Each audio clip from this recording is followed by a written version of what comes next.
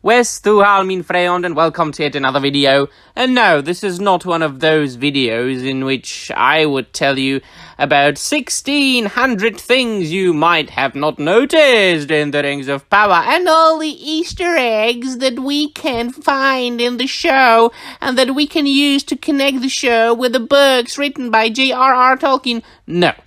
No, we have established already, since the 2 episodes came out, that this has got nothing to do with anything that Professor Tolkien wrote, even though I have been saying that, since basically the first news came out.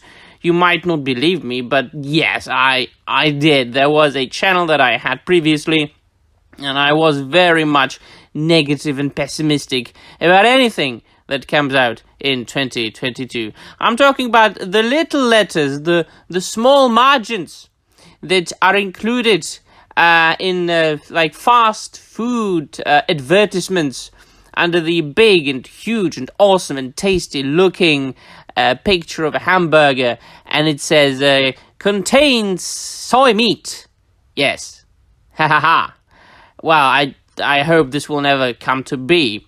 But, however, please do look at the screen. I wouldn't know about this because I couldn't get to the end of the credits of the Rings of Power. I was happy when the bloody episode ended, so I switched it off right away.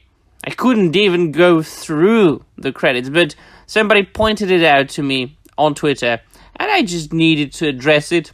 And yes, I will bask in how much the Rings of Power is awful, for very selfish reasons. You, my dear shills and liars and huge corporations, you have been lying to us all along, all the time, slowly giving a little bit of inch after inch after inch to your lies, slowly revealing that something might be alright. So first you started, we are adapting the books by Professor Tolkien at the very beginning. Oh, yes. And then, we actually don't have the rights for the Silmarillion or the Unfinished Tales. Then we were forced to let Tom Shippey go. And already this should have been a red flag for everybody in the world, mainly for Tolkien fans. And then, we are mainly adapting the appendices to The Lord of the Rings. Oh. And then, it's loosely based on the appendices to The Lord of the Rings. Oh.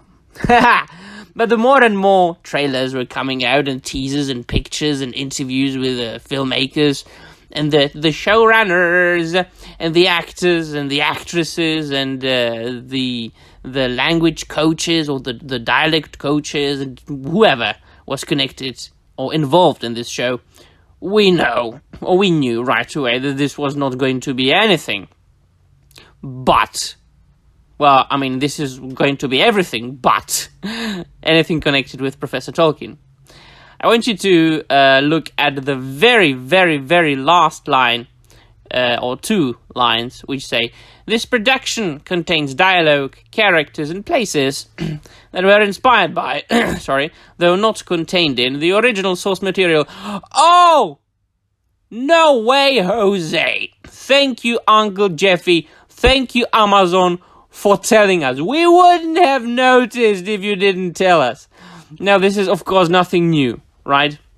You might be telling me in the comments down below, but why are you making a video about it? This is absolutely clear. Just having watched the 2 episodes, this is nothing new, not a surprise, maybe even not something worth making a video about. No, I'm just making a video because I had a good chuckle, I had a good laugh about it, because it reminded me of all the small margins, all the small letters that are included in all kinds of advertisements. Now, maybe not specifically like a fast food advertisement, but for example, I don't know, your everyday shampoo advertisement, and there are like small letters saying, this shampoo was tested on 3 to 10 subjects, and only 2 were satisfied. Whatever. You know what I mean, right? So, I really had a good quality chuckle over this. This is so obvious, And they waited until the episodes themselves are released to tell us at the very last line in the credits. This is absolutely hilarious.